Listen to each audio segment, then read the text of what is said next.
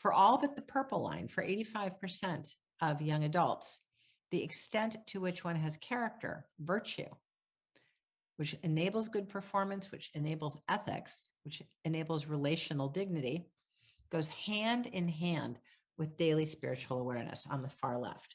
And when we then looked in other samples, we found this to be the case of all different ages. And when we then looked longitudinally at what came first, we found that it was in fact a daily spiritual awareness that led to a life full of grit, led to a life with persistence and commitment. So why is that? Well, if I might look at the next slide, if you think about for the moment, life with and without a spiritual core, right? And think about whether we ask these questions daily or whether we've kind of reached a resting set of assumptions. We all operate on some existential map of who we are, what Earth is about, what our lives are about, who are we to one another. The more we give it voice, the more we put it into quest, the capacity to learn and grow and change. But there are implicit understandings of this. Who am I? And who are you? And what's our relationship about? So let's look into this. Life with and life without a spiritual core. Who am I? Who am I without a spiritual core? Well, I'm a scientist. I'm a mom. Who am I without the spiritual core? Well, said one young adult, in my entire university, I'm the fastest sprinter. And another said, in my entire university, I'm the one who did best on my A levels. And the next one said, in my whole university, I'm the first to graduate. We are our parts, our pieces, our performance. Actually, I was the one to graduate last, or I was just fired, or I just didn't get 4 jobs I'd applied to. I'm my performance, my parts, my pieces. It is a brittle, fragile way to live. That can be taken away very easily. That can change very easily. And it is also a very individualized, if you will, contained by the ego way to live. I am my parts, my pieces, my bio bodysuit, my brain. Okay, who am I? Told with a spiritual core. Well, I am made of life itself. Who am I? I'm a soul on earth. I am a being of inherent dignity. I'm a child of God. Whatever my language may be, whatever my tradition might hold in its conceptualization, I have infinite worth. So the day that I was smart but not smart enough and I was fired, or the day that I was strong but then I was injured and now I'm not strong at all, there's a lot left. And in fact, who am I? I am a being of sustained infinite worth. I am bigger than my successes and failures. And if I am a soul on earth, if I am a being made of life itself, then so are you. And that means our relationship is about interest. It's about encouragement. Why, of all people on earth, were you welcomed into my path now? Why, of all people on earth, was I put here to solve a problem that's in the room? Why now? Who are we to one another? Relationships become spiritual events. And with that comes an opportunity for encouragement, for living up to a responsibility to one another. And it is very, very, very far afield from identifying with our shallow bio bodysuit, where we are marked only by our unique individual differences. Now, we are magnificently diverse, and that is splendid, but we are also very much the same. We're actually, as you probably know, more than 9/10 identical. So to be able to both embrace the richness of our beautiful, glorious diversity and take interest in one another and hear each other's stories, but then at the same time, know in the deep seat of common human experience at the level of the heart of what you speak, is the ability to know that we're both distinct and one, common, shared human experience and unique, diverse experience. We need both. And identifying one another and knowing ourselves as spiritual beings opens a gateway to a brotherhood, a sisterhood, a more sustainable love. Next slide. So we looked around the world and we thought, well, if the capacity for transcendent awareness, if spirituality is 1/3 innate, or understanding to see into life in a deeper way, then shouldn't there be common phenotypic expressions around the world? So we looked in India, we looked in China, and we looked in the US, and all 5 major faith traditions were, of course, represented across these countries, as well as wonderful ethnic and racial diversity, as well as differences in social, political, and economic climate. So we had very different samples, right? And 1/3 innate means that despite all these beautiful, diverse variables, there should be some deep common seed of awareness that we can identify. And indeed, there was. All around the world, we sense and perceive and know that we are interconnected, that there is a oneness. This is the parietal putting in and out hard boundaries in the seat of spiritual awareness. All around the world, we know that love is not just a positive emotion like happiness, but that love is a powerful force. It is a mutative force that changes things. Again, India, China, the US, everyone gets it. Everyone perceives it. These are seats of perception, the red brain. Now, there's also an on-ramp and an off-ramp to transcendent awareness, to this felt awareness. And the on-ramp is a practice, whether it's prayer, meditation, spiritual mind-body work. All around the world, there's a way of moving into igniting our awakened brain, if you will. And there's also an off-ramp, which is, what does my awareness from my awakened brain, from an awakened stance of awakened awareness, what does my brain say about morality, who we are to one another? So we have the deep transcendent awareness, love, oneness. We have the on-ramp, which is a practice of transcendence, and an off-ramp, which is an understanding of morality as derived from ultimate truth. Okay. And finally, this is very, very interesting. When we looked at all 5 dimensions and the degree to which they correlated with the red brain, with the neural correlates of spiritual awareness, with the awakened brain, what we found is that while they all play a role, the one that far and away was most associated with cortical thickness was altruism. Seeing God in one another, seeing infinite worth in one another, and love of neighbor, seeing the dignity, the ultimate significance in one another. So if I am stuck and I am just not feeling it, and I feel very cut off and splintered and atomistic and alone, I can awaken my brain by walking out the door and doing something to uplift another human being. I can walk out the door and care for another living being, and perhaps an animal or trees. I give and care, and my awakened brain comes up online. Now, every tradition on earth has suggested that whatever our transcendent connection may be, it ultimates in how we treat others. Here we see through the lens of science at the level of the brain that our transcendent relationship to the higher power, how I feel and connect to God, is the same neuro seat of awareness as how I feel and know and love my neighbor as having ultimate worth, particularly, the stranger, the so-called stranger. Okay, next slide. So we have cultural waves, they're pouring in on around us, and we have a choice. We can put our hand on the gear shift and decide how we are going to look into the tsunami. How are we going to be? Are we going to get drowned, position ourselves to be drowned? Or are we going to get up on top of it? We have a choice. In the awakened brain, I talk about 2 of our forms of awareness. I talk about the way that very often in mainstream schooling, we are not taught to build the bicep. We build only the tricep. We build what I call achieving awareness. And achieving awareness is very helpful. It's tactical, it's strategic. It helps me move from high school to college, university, get a job, lay down money for a flat. It helps me move along to have a game plan. But on its own, it is insufficient, because life is not controllable, as we see now more than ever. And on its own, achieving awareness and strategic thinking and tactical thinking a priori is rigid and limited. It lacks situational awareness. And it also lacks a creative, inspired new solution. So when the tsunami's coming, we can put our hand on the gear shift and move into a state of awakened awareness, where we see, feel, and know that we are loved, guided, held, and that we are never alone. It is a seat of awareness that we all have. If we choose to use it, we enter into a state of transcendent awareness. Now, that's a choice. It's a choice.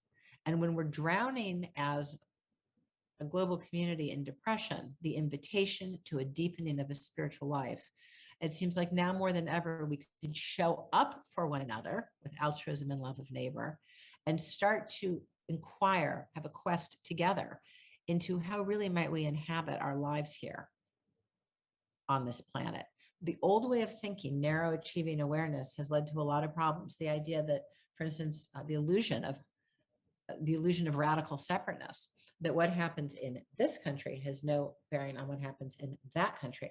Radical separateness, that what happens inside my house has nothing to do with what happens inside my neighbor's house. That is an illusion of radical separateness that has caused tremendous suffering. And it, of course, does not map onto the reality of the world. We are hardwired, remember, the parietal puts in and out our boundaries, to be able to both perceive our distinct lives and dial in, tune in to that felt sense of common experience.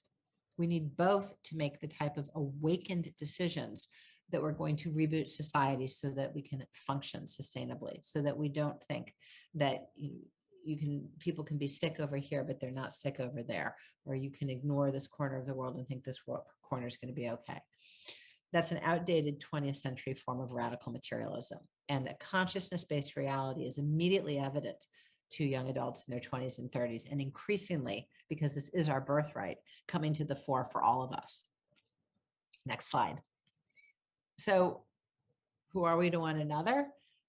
We are relationships or spiritual events. We have the potential to ignite each other's awakened awareness, whether through words or practices, or actually simply through our way of being. If 10 people are in a room in a state of awakened awareness, and the 11th walks in, he or she more readily moves into that state. From the view of a post-material science, we entrain one another's brains, or we host a field of consciousness that, so what is the brain, right? Does the brain create thoughts? Sometimes. Does the brain receive thoughts like an antenna? Sometimes. Is the brain a reification of thought, a realization into matter of thought? It seems so, because consciousness practices lead to synaptogenesis. So we have a very exciting horizon in front of us. Exactly how does the brain engage vis-a-vis consciousness? But what we do know is that we are embodiments of spiritual life, and that we have a great deal of impact, 2/3 socialized onto one another's spiritual awareness. Next slide. And what about, next slide, thank you. Oops, one more. Appreciate it. Good. So let's talk more about getting through this moment. Well, next slide. How about that? Spirituality is a gateway to illumination. Spirituality is a gateway to shining the light on another order, a rearrangement of meaning in our lives, seeing more deeply into life. How do we know that? What science hits that directly? Well, we looked at people together with my colleagues at Columbia Medical School, Myrna Weissman's data, who she followed for 40 years. She looked at people who are depressed, generation 1. Weissman looked at generation 2, their children, and then she looked at the grandchild generation, generation 3. And not only did she look at 3 generations, she looked at them over 40 years. So there was a very robust opportunity to look at the life course, the human life course. And in particular, where we partnered up and collaborated, I was very interested in the interweaving between spirituality and depression over the life course. Next slide, please. We looked at structural MRIs, some of which you've seen. We looked at how the brain was used. We looked at EEGs. And what we found is that people who at mean age 26 said, I have very strong spirituality, were 2.5 times more likely to have been depressed in the past 10 years. That in their initiation, in that surge in adolescence, from twin studies, it's marked by a 50% increase in the heritable contribution over the course of adolescence into emerging adulthood. During that surge of developmental depression, those people who through depression formed a strong spiritual core, who allowed themselves to awaken and develop their awakened brain, once they were 26, were 75% less likely to have a recurrence of major depression over the next 10 years, and were 90% less likely to have a recurrence of depression over the next 10 years if they were at high risk, meaning if their lives were full of rain clouds, if they were genetically loaded up for depression. The more at risk we are, the more difficult our condition, as in now, right now. the more likely we are to form a spiritual core that allows us to look into life for the rest of our lives in a way that protects against the deep potholes of major depression. Now, let's go a step further. When we do this, let's think back to those EEG studies. What happens live action phenomenologically within us? Well, those very same people who I just described were invited into the lab, this time to wear an EEG cap. And when we did, we found that those people who accepted the invitation of depression, deepened their spiritual core, gave off a certain wavelength off the back of their head, which is remarkably right where many faith traditions place a cap. They gave off posterior high amplitude alpha. Posterior high amplitude alpha is the same wavelength given off the back of the head of a meditating monk, of people when they're in a state of unitive awareness, when the parietal, remember, puts in and out hard boundaries. Posterior high amplitude alpha can be jump-started with SSRIs, with medication. And in fact, it reads very much the same until you take away the SSRIs. And then most often people turn back and no longer show high amplitude alpha.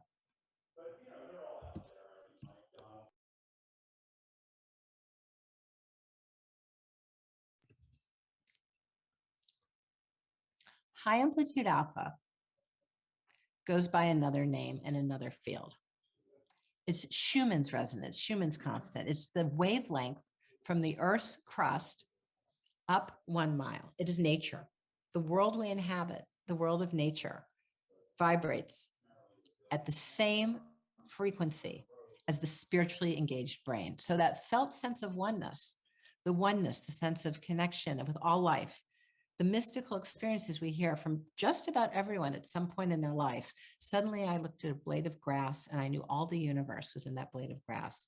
Suddenly I looked at the man on the subway and I knew we were brother and sister. Suddenly I felt buoyant and held, and that life, I am part of the field of life. That realization, that felt realization of oneness, is mirrored by the common wavelength of high amplitude alpha within and without us in the band of life. So when we are spiritually engaged, we rejoin the field of life. This is our birthright. This is where we get when we accept the invitation of depression. Dig deep, open up, and allow for our spiritual growth. We are connected. We are all part of life itself. So I invite you to use where we are now as a global community, the depths of despair, the fracturedness, the loneliness, the questions about the shattered illusions of consistency, the shattered illusions of control, and say, wow, what an invitation to find a way to be in deep relationship with life. It is abundantly clear we don't control life. There might be a tiny little layer of icing of control over a big cake of flux. But what we can do is draw into deep relationship, live in the field of alpha, and say, what is life showing me now? Meaning is not so much assigned as discerned from the trail in life. Who are our trail angels and who is pointing out, and what animals and people and readings and spontaneous realizations are showing me the deeper nature of life, my place in the universe, the nature of the universe. And when we say yes to that invitation, no, we don't control life. No, life is not controllable. And no, there's no safety net necessarily. But there is an enormously empowering, vitalizing, inspired stance that is our birthright to be living in dialogue with life, to grab hold of the 1/3 innate, 2/3 environmentally formed capacity that is ours, to grab hold of our red brain and become a pilot who doesn't control the skies, but who can navigate through all types of weather and has one glorious view. Thank you. Wow, thank you so much, Dr. Lisa. I feel like it was a whistle-stop tour, but it was incredibly inspiring and thought-provoking. So we're now going to move on to some questions. Audience, that is your cue. Please type them into the Q&A and I will get to them in a second. But first, I'll just ask one or two of my own, if that's okay, Lisa. I've read your book. It is fantastic. Audience, I recommend it. And reading it sort of came to mind the Bertrand Russell quote towards the end of his life when he's talking about the ego. And he says, you know, an individual human existence should be like a river. and as we get older, we should widen, and the banks should overflow into the sea. And it seems so beautiful, and yet in a world that's so egocentric, so self-centric, education, modern medicine, capitalism, how, is it possible for the average person to do it whilst cued in to the sort of late stage capitalism that we're all told to from birth, basically? Or do you have to in some way pull back out of? Great. So Luke, you have grabbed a hold of such an important dimension of our culture, right? The global culture, increasingly, like together with McDonald's, this has been exported around the world. And what it is the capacity for awakened awareness to be diminished by the mass cultural press for narrow achieving awareness. And what that means for our relationships is that they tend to be very transactional, really to the point of at times being almost viewing each other as commodities or cogs in the wheel, right? What are you going to do for me? And we're at this party to kind of lay the groundwork for a deal. And, how big is he based on how much has he built or earned or has or knows, or, we're commodifying each other, the world of measurement. And that is a very lonely, painful, and I would even say unawakened way to live with each other, right? It's usurious, right? And we're so splendid from the view of our awakened awareness. We are magnificent. We are infinite. We've shown up for one another. So the choice that is immediately within our reach, and we can do every day at work and every day at the dinner table and when we meet someone at a party, is to move away from a transactional relationship to a transformational relationship. Please don't ask me what I do and where my flat is, because you can figure out how much money I have. What if you ask me, what do you love most in life? Or, what makes you feel alive? Or it's so nice to meet you. I look at how your eyes shine. Or, what if we opened up and viewed each other as awakened beings? And it's so easy to do. And it's certainly within the bounds of normative, polite society to make that change. And it's so simple, from the transactional to the transformational.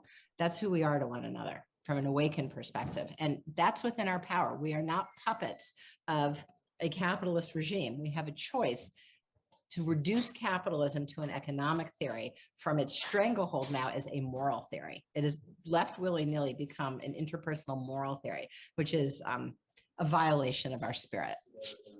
It's fine for economics, it gets the price down on a jug of milk. Yeah,